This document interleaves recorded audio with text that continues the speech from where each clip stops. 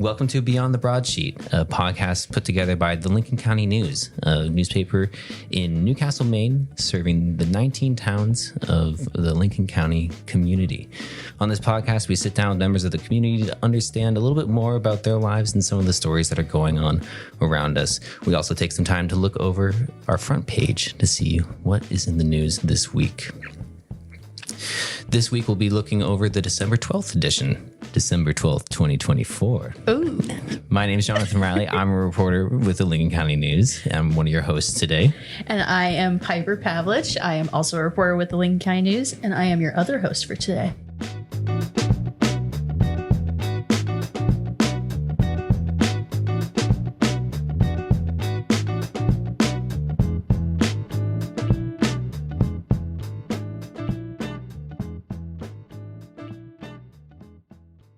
So our headlines this week, our readers may have noticed one of them changed from the page to online. The trial in the death of an Edgecombe toddler kind of ended as soon as it began. And the headline in our paper was about the trial starting, but online it's about the fact that they declared a mistrial in the case. So we got that update very shortly after we printed the paper, and we're going to have our associate editor, Sherwood, who was working on that piece. We'll have him up here later to talk about how he had to kind of update that story very quickly to get it on our website to make sure that it was accurate with the information that was out in the public at the time. So... yeah, totally. And also, Piper, what was going on with the former South Bristol school principal? Well, so surprisingly, I think this was pretty surprising to a lot of people that he was recently diagnosed with cancer. And it's really beautiful because the community has kind of rallied around him to raise funds for his medical costs and for other support. Really beautiful. He's a meaningful person in the Lincoln County community, and our reporter Molly Raines did a story about that community coming together. I was going to say, Johnathan, don't you know him too? We're talking about Scott White, the former principal of South Bristol School, who is now the principal at Union Elementary School within the RSU 40 district. Yeah, I mean, in the same way that like kids know, like adults are just kind of scenery in a kid's life, you know, like I knew who Scott White was as a kid. I had friends at South Bristol, but by no stretch of the imagination, unless he reads my work in the Lincoln County News, would he remember me or know who I am? But I know who Scott is, and was really devastated to hear that. So that was on our front page this week, and Molly Raines did a great job of collecting that information. And Piper, you wrote a really incredible piece about a beloved community, another beloved community member who has unfortunately passed and died this past Friday. I unfortunately never got the chance to meet him myself, but Dan Pinkham died on Friday, December 6th. He was, from what I can gather, was really well known around here for, his career at Lincoln Academy as a teacher and as a girls basketball coach. I know he led some of his teams over his time there to some championships and other accolades. And I got to talk to some really great people that were part of his life, including one of his sons, John. And it just sounds like he was a very well-respected and gentle soul, and he will be greatly missed. Well, this community was lucky to have him as long as we did. Yeah, and, absolutely. He's a great representation of sort of the best of us. Yeah.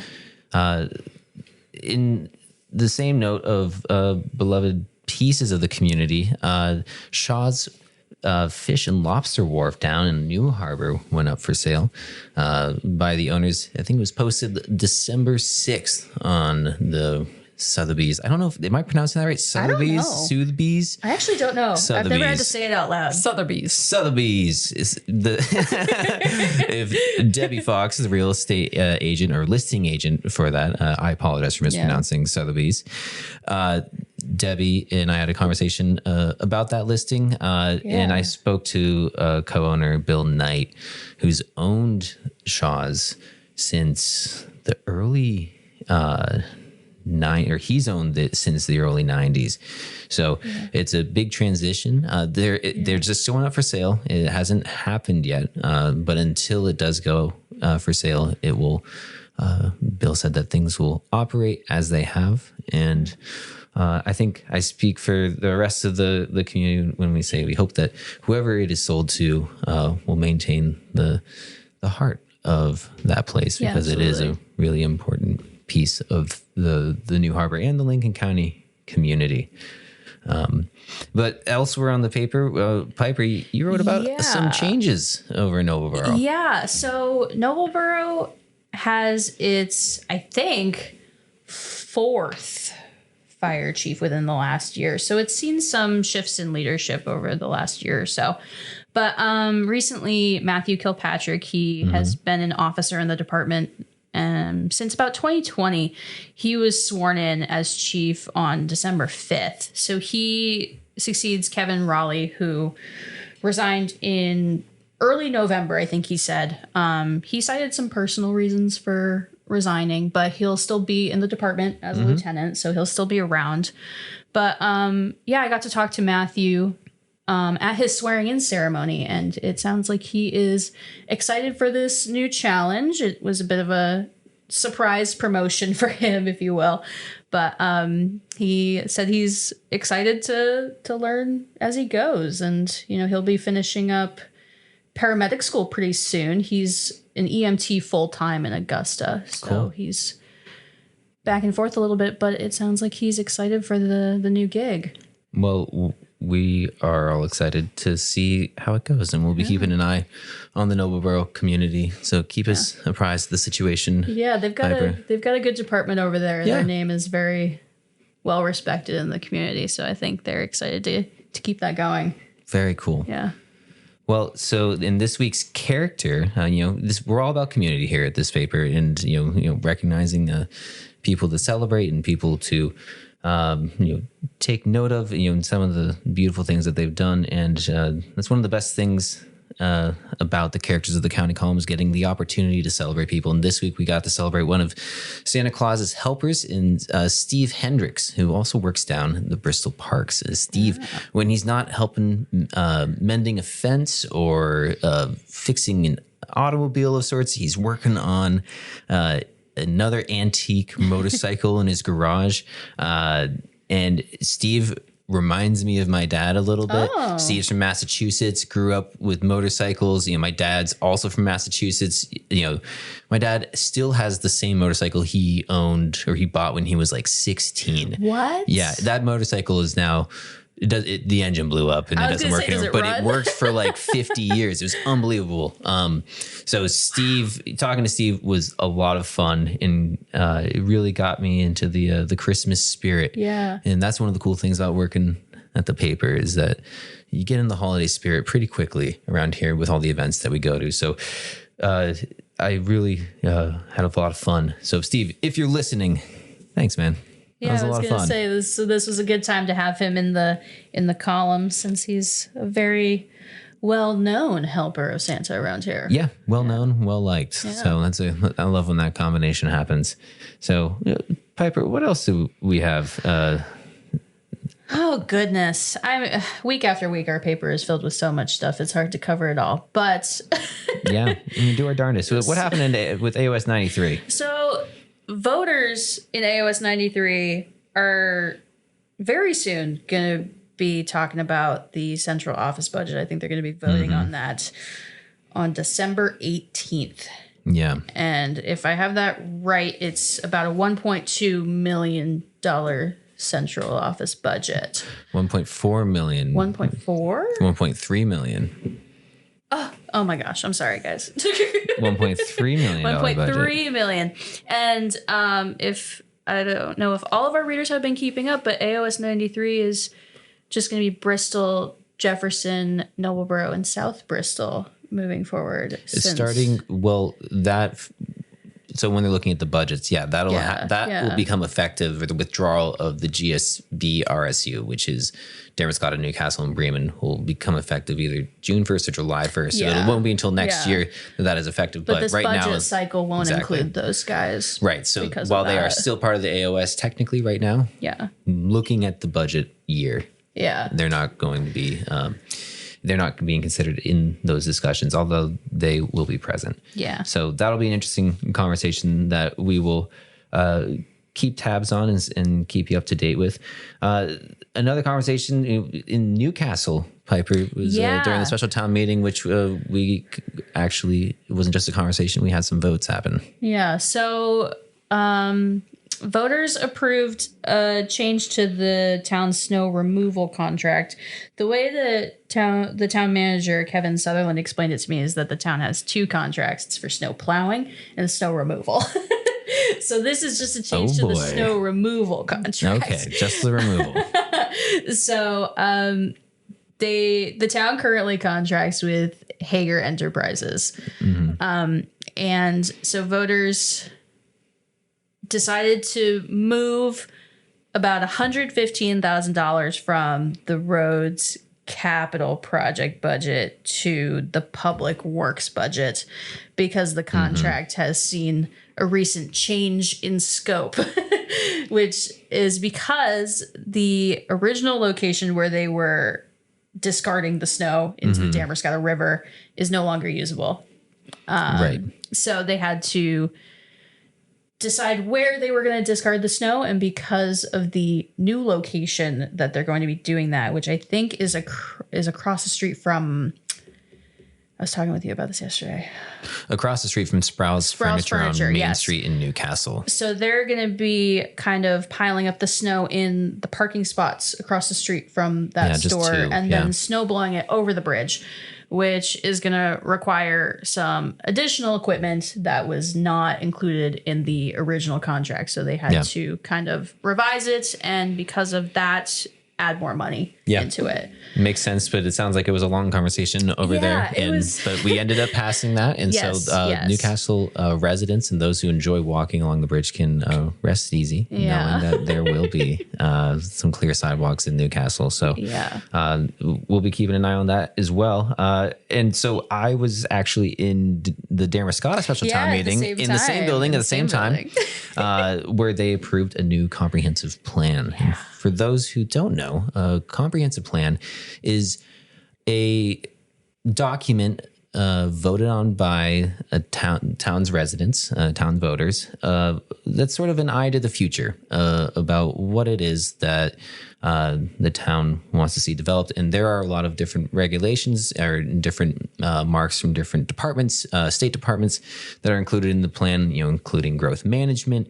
What does your climate resiliency look like? And so it's really just a document that helps towns guide the development of their ordinances in the future. It's not a legally binding document, but the towns that do have one and then send it to the state for state approval are considered, I don't know if considered more seriously is the right way to say it, but they are considered, they're prioritized in certain categories for funding. So it gives towns with a clear articulated vision are given priority in consideration for different grants. So it's only a good thing. And the residents of Damascotta at the town meeting didn't really talk about it. They just said, great, let's do it. So, but this has been a couple years in the making, and, shout out to everyone on, past and present who's been on the Damascotta Comprehensive Planning Committee, Comprehensive Plan Committee. That is not a small undertaking, and the congratulations to Damascotta for a plan that will last them for about 10 years. Yeah, it sounds like they're just ready to get moving. Yeah. And like we alluded to earlier, Newcastle and Damascotta had a joint special town meeting. Yeah, so just before we split off into Newcastle and Damascotta's at Great Salt Bay Community School. So they first met in the cafeteria and had voted on two ordinances, the joint harbor ordinance and the shellfish conservation ordinance. And then the towns split off into their separate corners to discuss their town specific articles on the warrant. But they passed the amendments to the harbor and the shellfish conservation ordinances, which largely had to do with updating language, clarifying definitions, and there were some adjustments to float size in the harbor ordinance. I think it went, no, I'm not even going to pretend to remember what exactly, but it was not. It was some pretty inconsequential things. Yes. I think the photo I took of Kevin Sutherland. The photo you took was amazing. It shows Kevin Sutherland, the town manager of Newcastle. Yeah, kind of pointing to one of the changes that was being made. And I think it was from the word insure to ensure. Right. ENSUR to INSUR. Reverse those. Oh, reverse those. My bad. Yeah. So that change to ensure and insure is an example of some of the language which, being specific in the eyes of the law is very important, especially in governance. And plus, I would have absolutely made you change that if you had misused them in an article. 1000%. So I'm glad you corrected me just now. I was trying to remember and I wasn't quite sure. Which we didn't misuse them in the article, but they did misuse them in the ordinances. Yes, they did. So in general, this was a lot of language cleanup. And, when you clean up language, you create clarity. And that is how you govern a town, with clarity and definition. And also how you should write articles. And also how you should write articles. Maya's been trying to tell me that's how you do it. And I tell her poetry is the way to do it. Johnathan's a free spirit. He'll do it how he wants. Yeah, I write with feeling. I feel like the town meeting's at 6:00. So we also had a little pivot over to Edgecombe. There was a body found, an ID'd outside. Is it the Schmidt Preserve? Yeah, in Edgecombe. We're still waiting to hear back as that investigation is ongoing. Yeah, but the body was identified as a man from Virginia. His name was William Robinson, and the Maine State Police are investigating, and they said there's no danger to the public, but that they are investigating it as a homicide. Yeah. So I guess we'll see what comes of that investigation. Yeah, so a lot of variety in this week's paper. In the December 12th edition, we have celebrating Santa's helpers to updated mistrials to accepting a vision of the future for different towns. So it's a lot. It's a lot of breaths. But that has been what's on the front page in Beyond. Now Beyond the Broadsheet. Wow. That was what was on the broadsheet. Now Beyond the Broadsheet.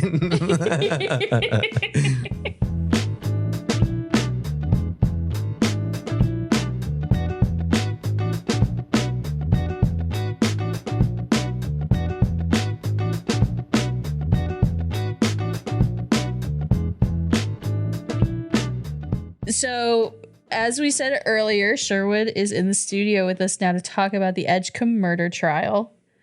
So, with a little background, originally our paper printed about the beginning of the trial, but now online is about the mistrial that was declared in the case. So, Tyler Witham Jordan was on trial for the death of 3-year-old Mackenzie Handrahan. He was charged with intentional or knowing or depraved indifference murder. Handrahan was found unresponsive in her bed on Christmas morning in 2022, and her cause of death was confirmed to be blunt force trauma. And so Sherwood said that the mistrial ruling followed a very emotional breakdown on the witness stand by Handrahan's mother, Faith Lewis, which was in response to being shown an autopsy photo of her daughter. And I believe Sherwood had written that the judge said it was one of the most extreme reactions he had ever seen in his judicial career. So it was most definitely a very big deal for everybody in the courthouse that day. The trial began on Friday, December 6th, after about 3 days of jury selection. And so far, jurors had heard from law enforcement personnel, EMS, and friends of Handrahan and her mother. So now we have Sherwood with us to talk about the kind of shift in the story. So Sherwood, this week you were involved in a really interesting moment that is experienced by newspapers and news sources, or excuse me, the news. When we go to print, we go to print with the most relevant information that we have, and I kind of, was it at the time of print? Something changed in the story where it made kind of what we had printed that week obsolete. Yeah, it's one of the joys of working for a weekly newspaper. The paper rolls off the press just shortly before noon on Wednesday. Mm-hmm. And my story, the original story that pressed, was on the first, 3 days of the trial and the testimony therein. And we had our editorial meeting, as we typically do after the paper comes out, and that's our planning meeting for the coming week. And then I go over to the courthouse and get there, right in the middle of a hearing to decide whether or not they're going to have a mistrial. And what had happened was the mother of the victim, Faith Lewis, was on the stand, and she was shown a picture of her daughter, an autopsy photo, and she had an emotional reaction to that. Mm-hmm. Apparently an extreme emotional reaction, to the point where the judge didn't feel that the jurors would be able to set that aside when it comes to doing the deliberations. So he declared a mistrial without prejudice, which means that the state is free to bring the case again. They don't have to, but they can. So right, and so so it was this really profound moment of emotional moment, which I'm sure anyone who is a parent can associate with, and even if you're not a parent, you can really. I mean, it's a really kind of a disturbing image that you're and who could make an emotionless decision about that. And this has been an extremely, from the start, this has been an extremely difficult, I think, for everybody involved, the investigators, the responders. I know it impacted at least one of the responders' career. It's a death of a 3-year-old child, and and I can tell you from reading the affidavit, it's as bad as you can imagine. It's as bad as you can imagine. So the autopsy photos, I'm sure, are horrific. Mm-hmm. But what happened was when the mother, she had this collapse, the defense stood up and asked for a mistrial and accused the prosecutor, Jennifer Ackerman, of prosecutorial misconduct by eliciting this reaction, by deliberately showing this inflammatory photo to the mother of her dead child. Jennifer Ackerman is a tough as nails prosecutor, and she defended herself. I've never seen her speak so sharply to a sitting judge, but she did do a great job, and it was not prosecutorial misconduct. That was very clear. The judge didn't even make a ruling on that. That wasn't even the legal. He didn't use the phrase, but there is a phrase called de minimis, which means it's not worth the court's time. De minimis. De minimis. It's de minimis. Wow. If it's de minimis, why are we even bothering? And he did not use that phrase. I want to be clear, but essentially, he his ruling was, yes, there's a mistrial. It's not so egregious that it prevents the state from us having a fair trial in the future. So it's without prejudice. If you're making it with prejudice, I've decided I'm not filing charges again, or you can't file charges again. Can't bring the case again. Right. Pardon. So that ruling completely changed what you had just printed a few hours prior. So can you kind of speak to that process? Because you've been in the news world for a little while now. Yeah. How do you go about dealing with really quick pivots like that in coverage. That doesn't happen that often. It does not happen. It has happened a number of times. It happened, I think, at least once last year with a story that Molly Raines wrote. And it's happened. It's happened before. I mean, once in a great while. And when the critical thing is when I'm done with the story and I turn it into the editor, that story is done to the best of my ability and the time that I have. And when the end result is the story goes to press Wednesday morning, I'm staking my name, reputation, and our name and reputation, we all are, that story is accurate to the best of our ability. Yeah.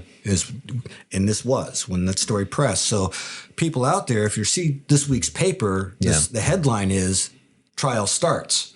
But before we were done delivering papers Wednesday afternoon, the trial was over.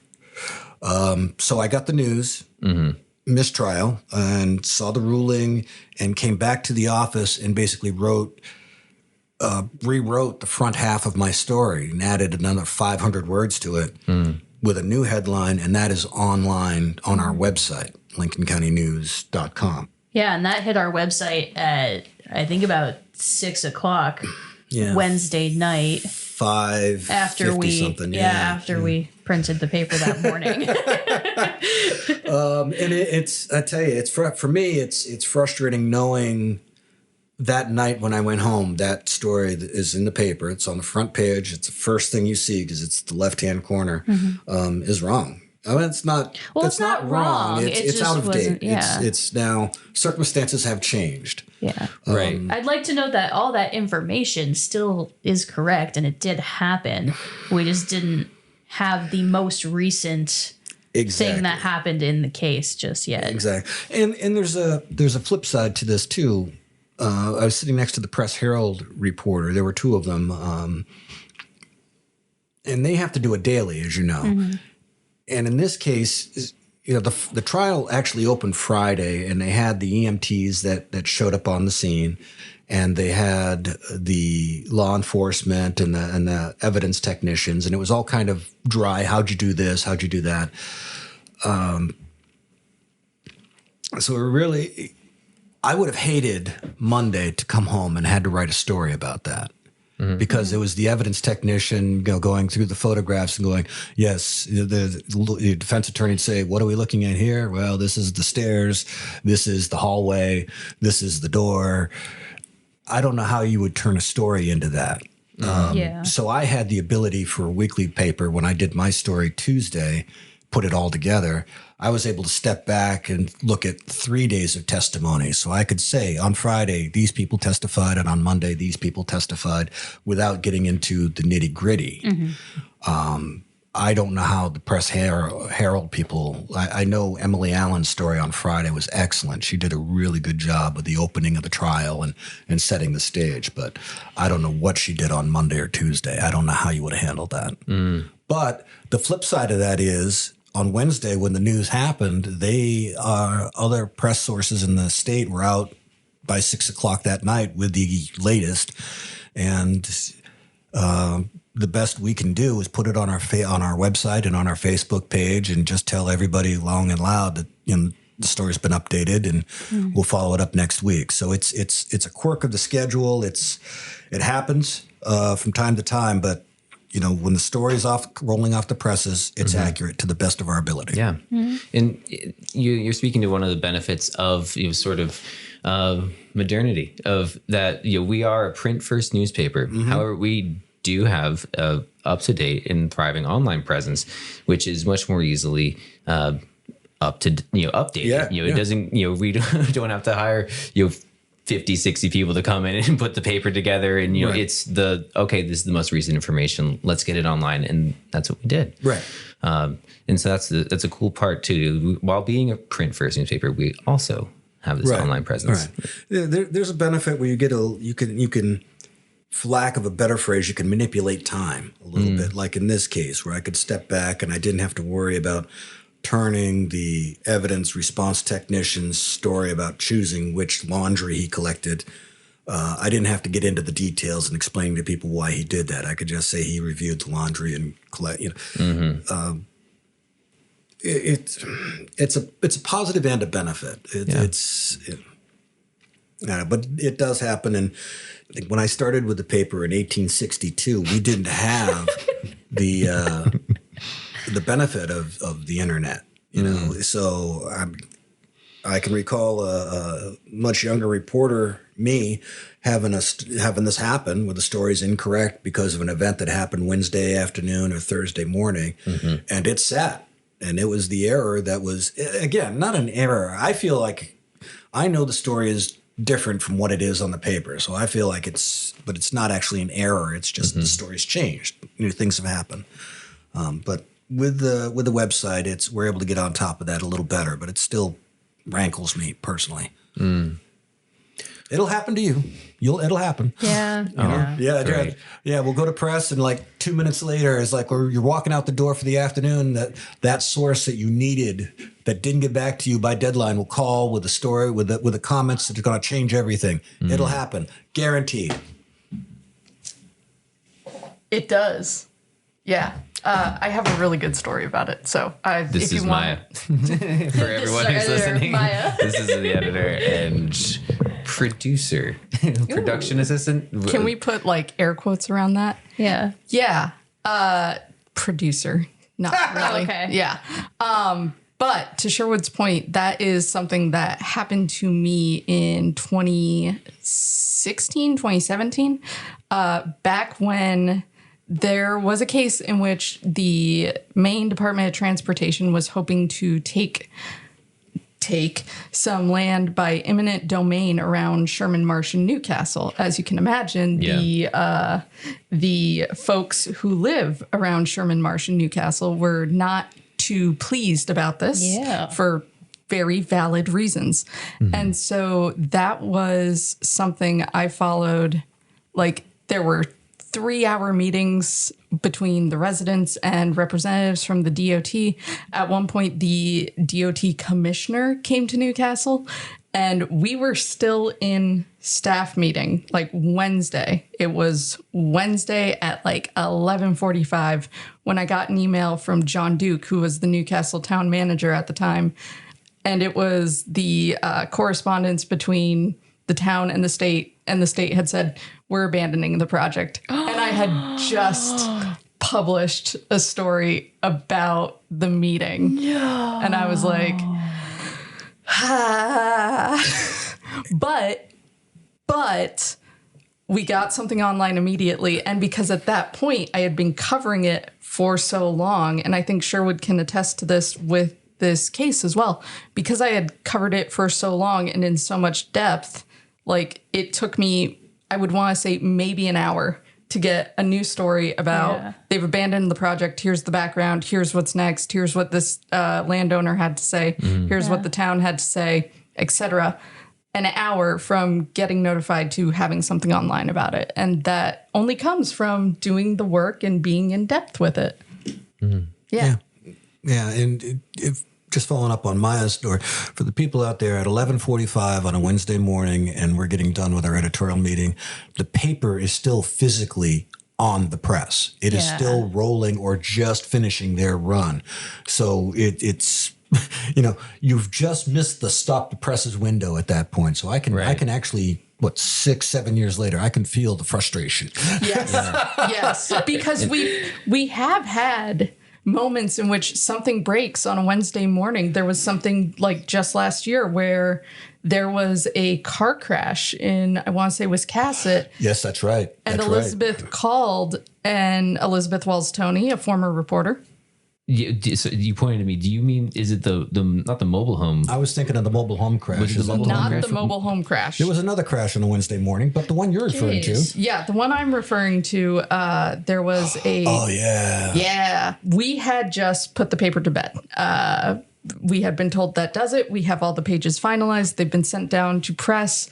Elizabeth Wells-Toney had gone to a crash scene. She called me and said, hey, it turns out that crash is a fatal, which is awful and tragic and, very breaking news. Yeah. So I went out to the press floor to talk to John, who is at this point actively loading plates into the machine. I can The picture publisher. this in my The head. publisher. The publisher, John Roberts. The publisher. We have 7 Johns that work. This is true. Not Johnathan Riley. John Roberts, the publisher, who is actively loading plates in. And I'm like, hey, I just heard from the reporter on scene. It's a fatal. I can type up what we know if you want to get it in this week, or we can hold it for next. And to his credit, and I say that because, we had to essentially redo a set of plates. He was like, we can get it in this week. So we held the press. We didn't stop the press. It wasn't rolling yet, but we held the press so that John, myself, and I want to say Chelsea Mansfield, who helps on the layout side of things, could run up here.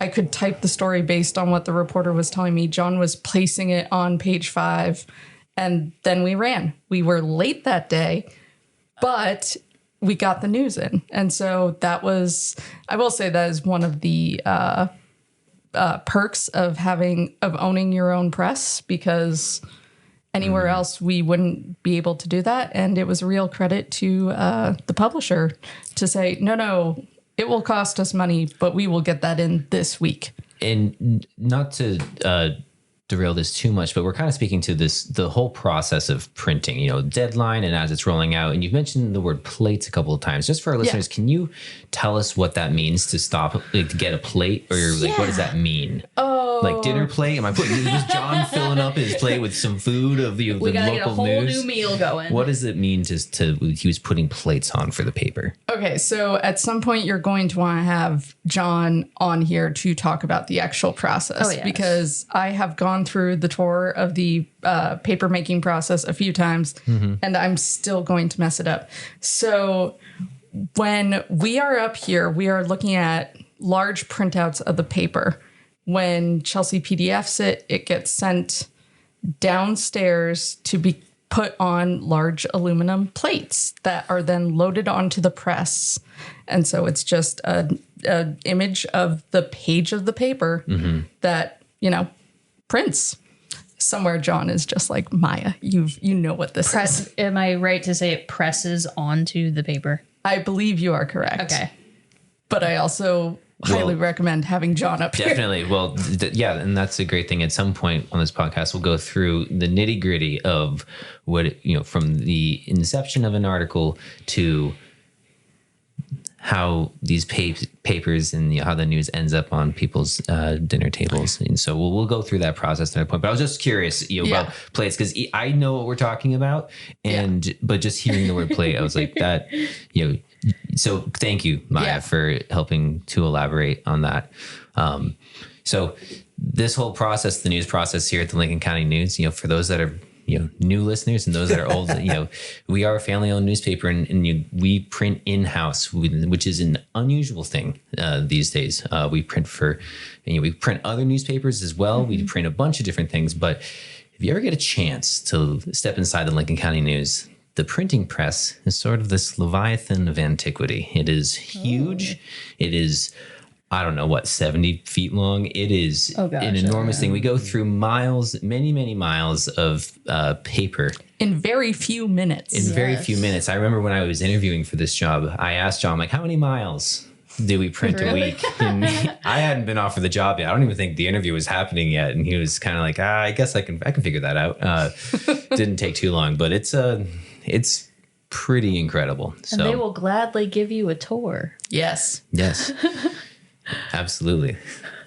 Well, cool. Well, Sherwood, thank you for taking some time out of your day to speak with us about my pleasure. The process of news, and then sort of the weight of this latest example, which is really significant. And we'll be looking forward to hearing about the developments of the story if the state decides to retrial this, or what happens.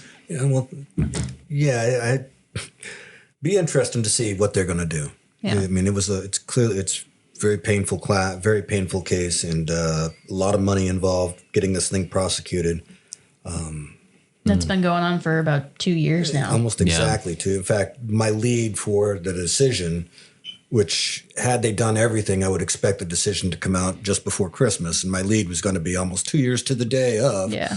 But now it'll be almost 3 years to the day, or 4 years to the day, or whenever they do it. But We'll see. We don't have a continuation on the trial yet. They can still bring they can still bring everything back, the whole case just as it was. I don't know. I'll defer to an attorney to the ins and outs, but it's and I will tell you it is very definitely a very difficult case. Okay. Well, thank you for helping us along with the information on such a difficult piece.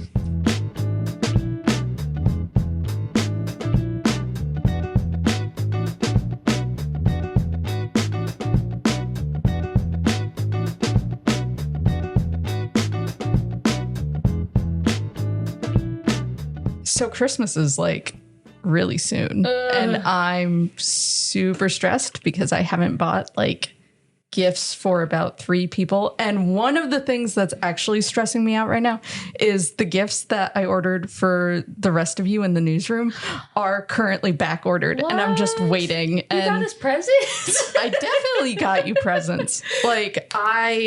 Oh man, I'm not going to say what it is. I'm so excited about it though, and I think I'm going to make you all open them together.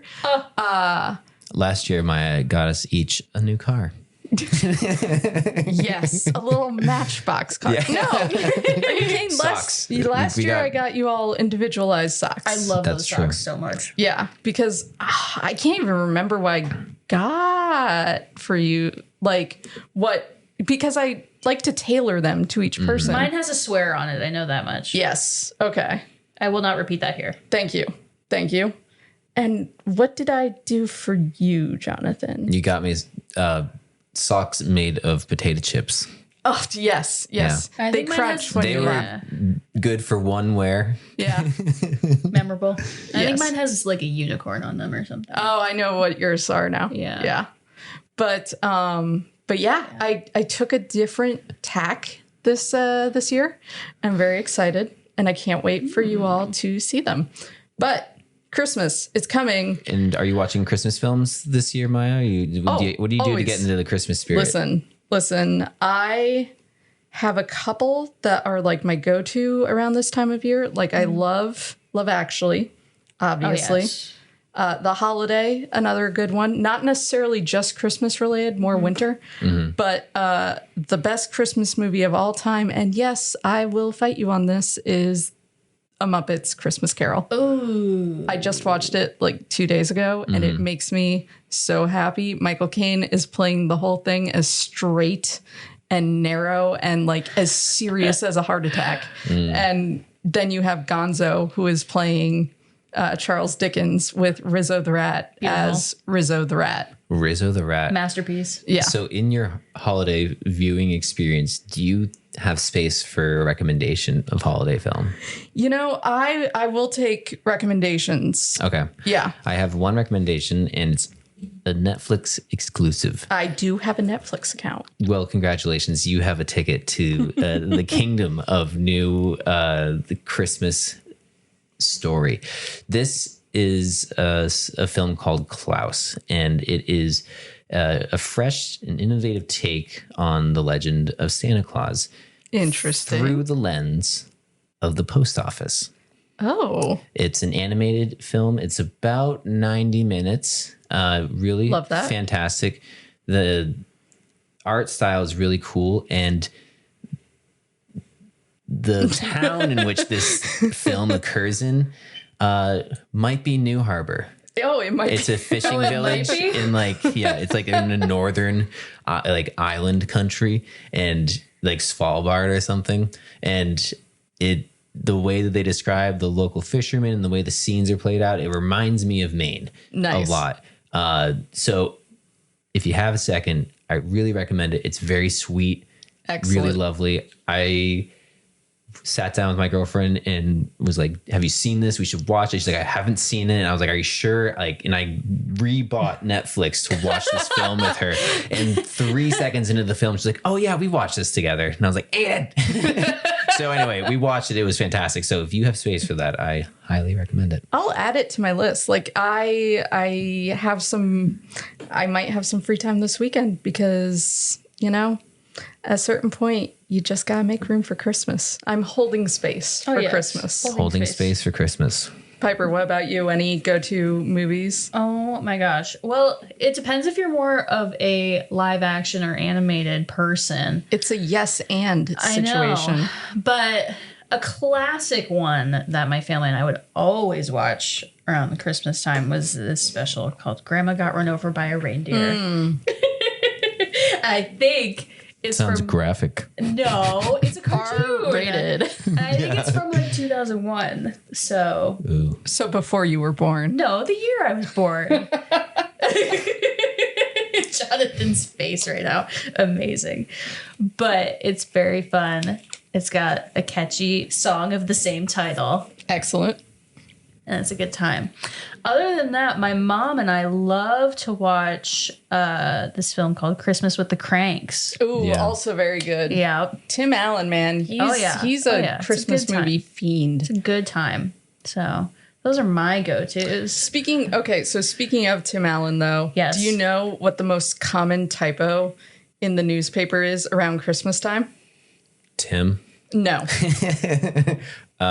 Claus with an E. That is correct. 10 points to Johnathan. Yeah. I'm leading in points this year. Yes. Congratulations. We should actually keep track. But no, that's one of the things I look for every single time we write I can about see Santa that, Claus. Yeah. So, yeah. Yikes. Yeah.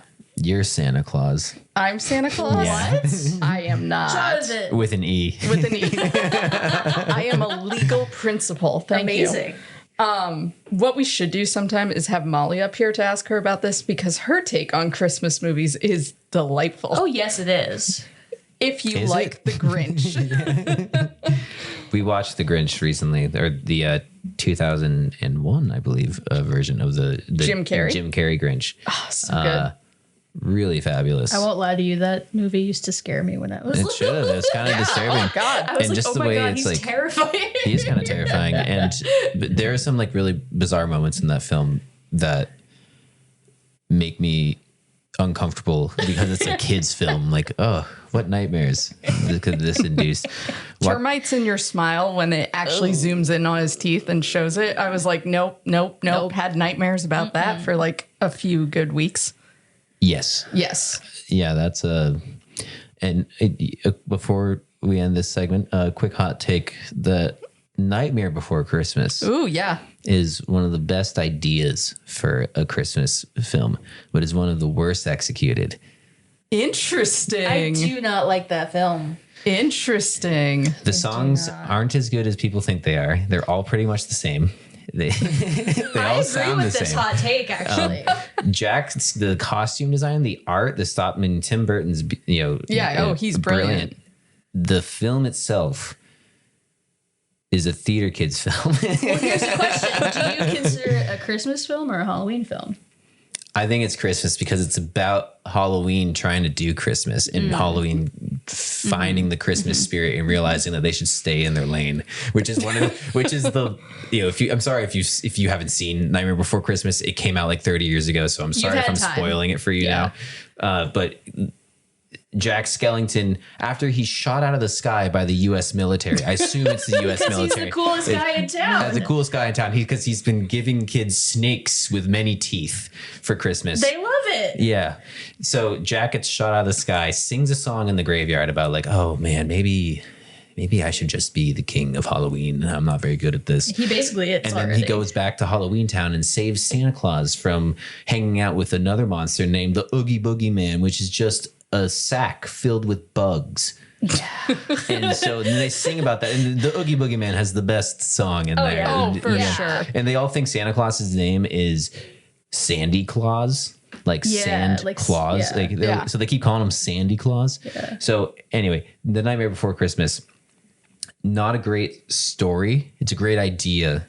And you should still watch it and find your own take about it. But I think that it is more culturally significant because of its ideas and not because of its story. And yeah, I would agree with that. My favorite non-Christmas movie though, Iron Man 3. Here's a question. Is Die Hard a Christmas movie? What? No. Let's not let Maya off the hook yet. Die Hard. No, can't just hold move on a past second. that? Iron Man 3. Well, so you need to go into that a little bit. Okay, so First of all, I believe the movie came out in May, which is ridiculous to me because it takes place around Christmas. In fact, in one of the scenes, again, you know, if you haven't seen it, it's been out for like a decade. Tony Stark, played by Oscar winner Robert Downey Jr., is like breaking into a compound, and he had to create weapons using things you could find at a hardware store. So he's throwing little like glass ornaments that are blowing up and whatnot. And the background has some jingle music in it, and there's Christmas decorations everywhere. Yeah, Iron Man 3, Christmas movie. Like, you know how there are movies you can only watch a certain time of year? I have to time, if I'm doing a Marvel movie rewatch, I have to time it so that I am watching Iron Man 3 around Christmas. But I haven't done one of those in years, so. Well, it takes like months. It does. But. So are you going, when you do a Marvel movie rewatch, are you going by... Are you doing like the timeline in the films, like how you should watch it, like, you know, Hulk and then whatever. I don't. There's 40 movies, so I don't remember. You start with Captain America. You start with Captain America, and then you watch the is it Edward Norton's Hulk? You start with Captain America. Okay. And the first Avenger. Then you watch Captain Marvel, and then you go to Iron Man.